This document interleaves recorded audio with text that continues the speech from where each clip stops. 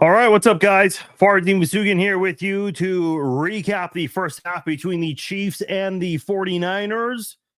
Chiefs leading right now 14-6. Kind of an ugly start for both teams. Kansas City had their issues. San Francisco, they had their issues as well. But the Chiefs, I feel like, have picked it up and have played much better. Outside of that first drive, the last drive for the 49ers, they really didn't do much in this game. That 41-yard pass to George Kittle, where he got the best of Justin Reid on that play. And he and Justin Reid, they've been going head-to-head a lot in this game. I mean, that was really the only big play. And then they had a big one there to Aiyuk where he unfortunately got hurt.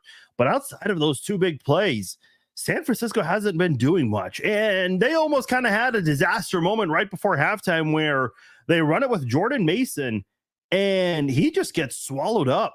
By the way, and I actually want to make a big point about this. Let me see if people are tuning in. Yeah, a lot of people are already watching live. Great. So here's the big point I want to make. What did I tell you guys? Kansas City's run defense has been great all year against running backs. They're holding running backs to 3.06 yards per carry. Look at Jordan Mason. Jordan Mason has the second most rushing yards in the NFL coming into this game. He has 5 carries for 3 yards. He has less than 1 yard per carry on average. I mean, the 49ers, they gave him 4 carries pretty early in the game. After that, they kind of shied away from the rushing attack because they're down 14-3, which makes sense. It's 14-6 now, but in the end right there, they thought they could get the Chiefs to kind of fall off balance there. But no, the Chiefs were all over Jordan Mason, swallowing him up and getting him to go backwards on that play. 5 carries, 3 yards. This Chiefs run defense, one of the best. San Francisco as a team averaging 2.6 yards per carry. The only good run they had was from Kyle Juszczyk, and the Chiefs just let him run because it was like 3rd and 19 on that play. They were gonna let him run that.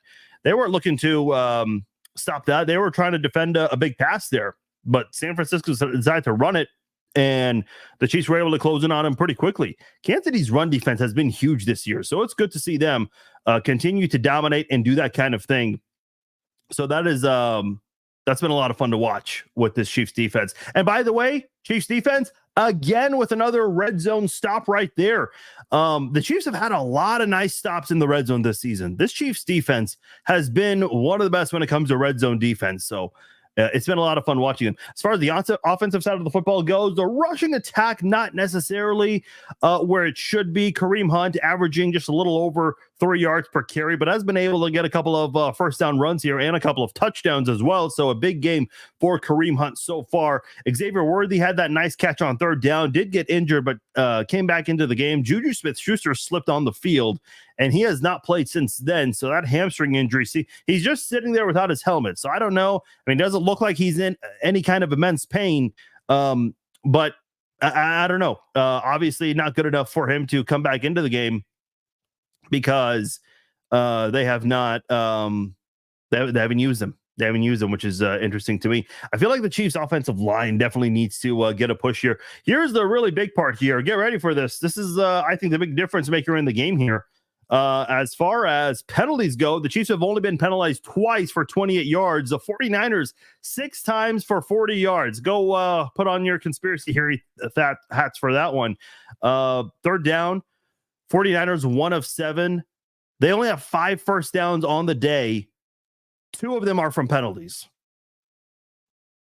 So 5 first downs in the first half, and 2 of them are from penalties. And by the way, the Chiefs get the football to start the second half here. So San Francisco in general just has not been very good in so many facets. Again, outside of that last drive where they had that 41-yard pass to Kittle and then had another nice 15-yard play to, it wasn't Deebo Samuel, Brandon Aiyuk. That's really it. That's the only thing San Francisco's been able to do with their offense. So I'm just looking at this 49ers team.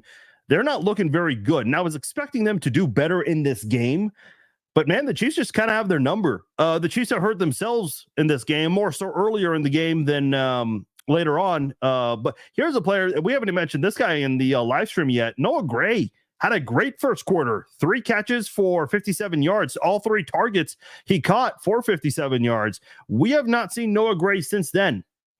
So I would like to see the Chiefs continue to use Noah Gray more, since he kind of has the hot hand. Obviously, was very quiet in that second quarter, didn't do much. And by the way, I know Kelce only has just a couple of catches in this one, but Kelce's actually doing a great job blocking in this game. For as much as people out there want to talk about Kelce and he can't block very, very well or doesn't block at all, I mean, that's this season. I mean, you want to make a big deal about Kelce and his slow start, which hasn't been great, but he's going out there throwing some key blocks for Kansas City when he needs it the most, when they needed the most. Hasn't been perfect. He had one on Monday Night Football, block that he missed.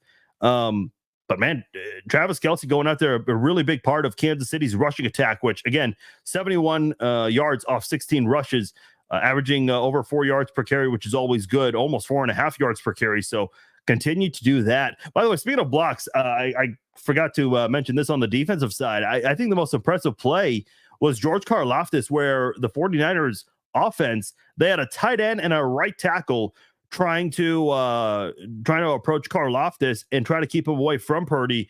I mean, they both kind of just kind of collided a little bit, but they both slip, and George Karlaftis goes and takes down Purdy when both guys that were trying to stop him could not stop him. So, and Tom Brady said it on the broadcast there. He said those guys, they're definitely going to get lit up by Kyle Shanahan tomorrow when they do the film study. So we would hate to be those guys, but in general, I mean, listen, look at Brock Purdy's stat line.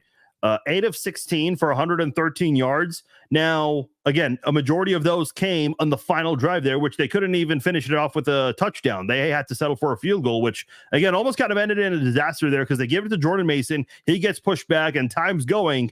So kind of a questionable decision there by Shanahan, unless his goal was to get a field goal and not give Kansas City any time before halftime, because we know the Chiefs can do something even with just a little bit of time. We've seen that before. The 13-second game, of course, gets talked about a lot.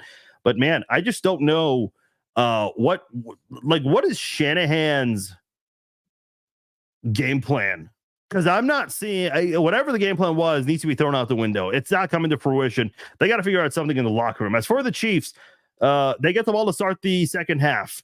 Get the football. I mean, just keep running it down their throats. They have not been able to stop it too much. Again, has not been perfect on Kansas City's side of things, offensively speaking, but more times than not, they've been able to do some damage to San Francisco's defense there. I'd like to see the Chiefs maybe get a little creative. I know a lot of people kind of have some concerns about that in the way that they operate with Xavier Worthy and McCole Hardman getting involved. Worthy was injured for a little bit. They were checking on his knee, but he came back into the game. My only big complaint with the play calling, I think it was on the first drive of the game, where on 3rd and 1, they throw it on a really bad pass attempt there. And then on 4th and 1, when they have the punt team out, they go and fake it. I have no problems faking for the Chiefs going for a fake. But man, on the previous play, when you throw it rather than running it, when you have Carson Steele, Kareem Hunt, even Samaje Perine, who, I would like to think you can trust in that situation there. That was a little weird. That was a weird sequence of events. Thankfully, Justin Reed got an interception on the next play or the play after that. So it didn't turn into a big disaster like it could have. Now, the Chiefs did not capitalize on that because Mahomes returned the favor on that interception there. But man, I just think, I just think, you got to play smart football. What was Romeo Crennel? And I know this is not the best name to use, the best example to use, but what was his mantra? Eliminate bad football. I think that needs to be applied right now to Kansas City. Eliminate bad football. And you can go out there and maybe get your first blowout win of the season. Maybe a lot of people would consider last week's game kind of a blowout. I mean, the fourth quarter, last 5 minutes, it was already decided, but you have a chance to really put San Francisco away in this second half. And I'll tell you what, the betting lines, I don't know if you guys saw my post about this earlier this afternoon. They have not been too kind to Kansas City. First, it was Kansas City being 1.5 point underdogs all week. And then yesterday, the betting line moved to 2 points.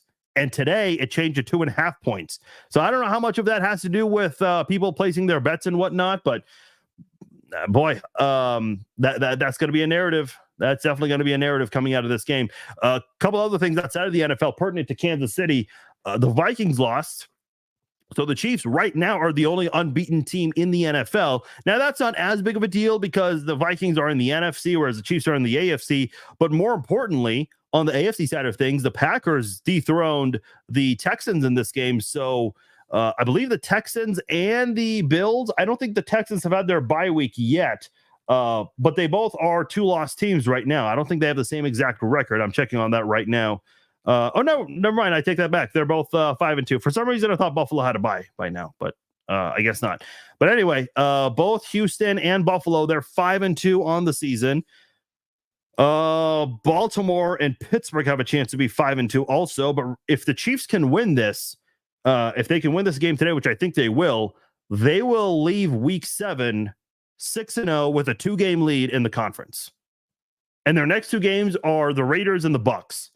Now, not to look too far ahead, because again, we want to see this game get wrapped up first. Hypothetically speaking, if the Chiefs were to lose their next 2 games, they would still be in first place because that loss to Tampa Bay would not really hurt you as much.